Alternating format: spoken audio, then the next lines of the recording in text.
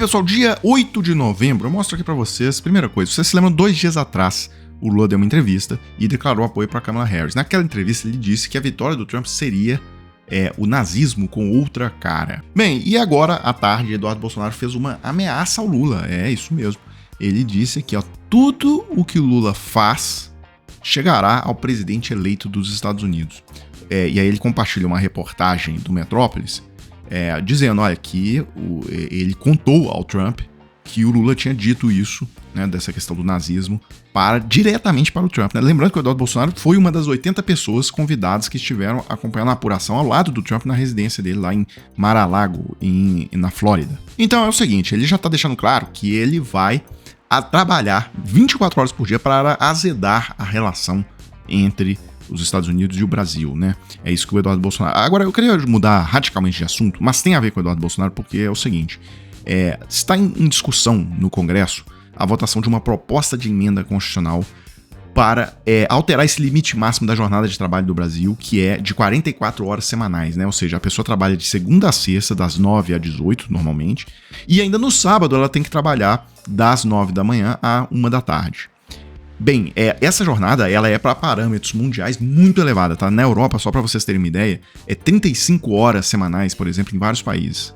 Então, 35 horas semanais, não é só que as pessoas não têm esse adicional no sábado, tá? Essa jornada adicional no sábado, não é só isso. Além do trabalho ser de segunda a sexta, eles têm 1 hora a menos por dia, tá? Então, normalmente as jornadas começam às 9 da manhã e terminam às 5 da tarde, isso é importante. Como tá aí na tela, tem lugar, como a Alemanha, que tá discutindo até reduzir ainda mais a jornada, para 28, mas o que me interessa aqui é o seguinte, bem, discutiram então de reduzir de 44 para 40 horas semanais a jornada, para tirar esse adicional de horas no sábado, e o PL se posicionou visceralmente contra lá na CCJ. Requerimento 51 de 2024 da senhora Erika Hilton, que fala aqui sobre a realização de uma audiência pública para debater a redução da jornada de trabalho e o fim da jornada 6x1, junto do movimento Vida Além do Trabalho. Pelo que eu entendo aqui, se propor que essa Câmara dos Deputados se debruce sobre um assunto para diminuir a jornada de trabalho do trabalhador brasileiro. Eu acho isso uma excrescência, pessoalmente falando, né? Acho que o ser humano ele é digno do seu trabalho e todo trabalho dignifica o homem. E nós temos um país que precisa crescer. E só há crescimento se houver trabalho. Democracias sérias e maduras como os Estados Unidos da América, como o Japão, todas as pessoas trabalham até a exaustão para verem a prosperidade, a riqueza e tudo mais. Para mim, para nós, o PN, inclusive, o maior método de trabalho social ou de ação social que o governo possa fazer para o ser humano é dar a ele trabalho. Então, por ser nesse quesito, nós nos declaramos contra o requerimento e pedimos aí que seja retirado de pauta. Bem, eu acho meio chocante, né? Um cara que trabalha 2 vezes por semana falar um negócio desse. Mas aí fica a critério dos telespectadores aí julgarem, tá? Eu tenho um outro vídeo que é de um assunto correlato. Um fazendeirão, daqueles bem bolsonaristas mesmo e tal, reclamando que hoje em dia a meninada quer estudar tal, e ter uma profissão melhor ao invés de trabalhar só com trabalhos manuais, ali, ser peão, né? Como ele diz. Parou para pensar que a fábrica de peão acabou? Onde é que os peões eram formados? Nos currais das fazendas, junto com o pai dele. Sim. O pai era peão, o menino viu o pai peão, pai, eu quero fazer o que você faz.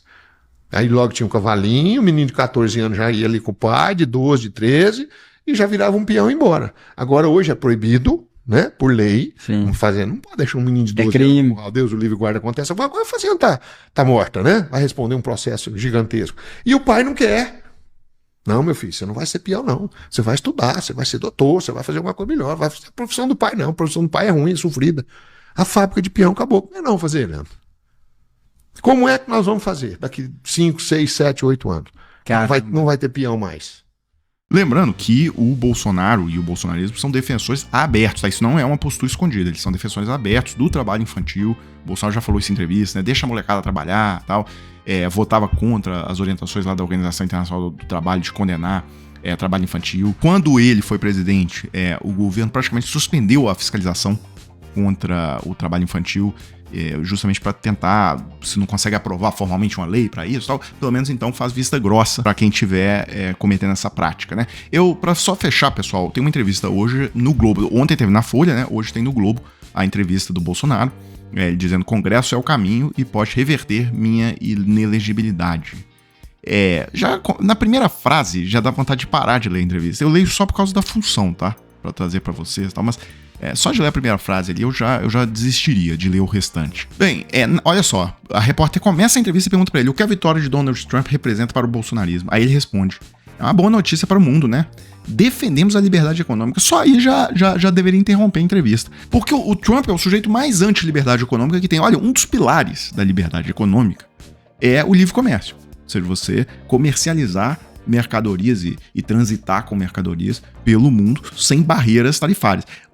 O principal pilar, a principal proposta econômica dele é justamente colocar tarifas para barrar o livre comércio. Inclusive, teve uma entrevista recente em que ele perguntado ali, olha, mas essas tarifas, essas barreiras de protecionistas e tal, isso aí vai encarecer os produtos para os americanos, tal, o que você acha? E aí ele diz, olha, tarifa é a palavra mais bonita do dicionário, eu amo a palavra tarifa. Vou colocar aqui para vocês com aquela tradução, aquela legenda, né? Na verdade é uma dublagem feita por inteligência artificial. Sim, adoraríamos que fosse feito nos Estados Unidos. Mas sabe, uma pessoa comum que ganha $55 mil não pode pagar por isso. Então, como você equilibra e gerencia as tarifas para que a pessoa média não seja afetada por elas? Mas antes de fazer isso, deixe-me dizer tarifas, porque para mim é a palavra mais bonita do dicionário. Mais bonito que o amor, mais bonito que qualquer palavra que eu conheço, tarifa. Bem, aí só pra gente fechar, pessoal, eu queria destacar outro trecho da entrevista, porque me parece que vai ser a estratégia que ele vai usar para lidar com as dissidências que ele tem na direita. Tá? Então, por exemplo, ele chamou o Marçal de esquerdista nessa entrevista, falou que teve gente de esquerda que apoiou o Marçal. E para desqualificar o Ronaldo Caiado, ele usou a mesma estratégia, tá? A repórter da Globo perguntou assim: o senhor também se desentendeu com o governador de Goiás, Ronaldo Caiado, que tenta se cacifar para 2026. Aí ele responde: eu tinha um candidato em Goiânia, o Fred Rodrigues, e ele tinha outro.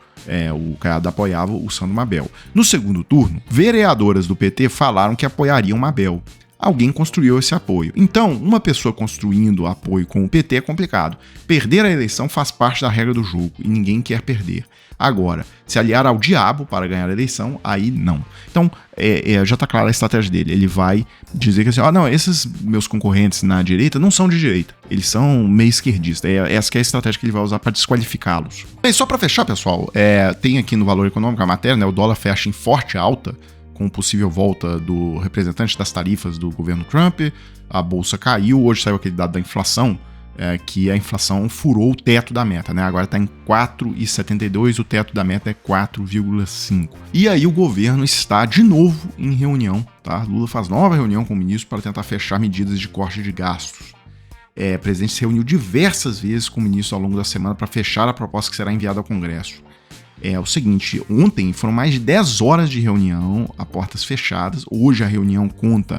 Agora, existem indícios, né, que vendo os ministros que estão participando da reunião, por exemplo, Carlos Lupe falou que se fosse cortado qualquer coisa, que ele pediria a demissão do governo. Porque Carlos Lupe já nem foi chamado para a reunião hoje, então acho que isso são...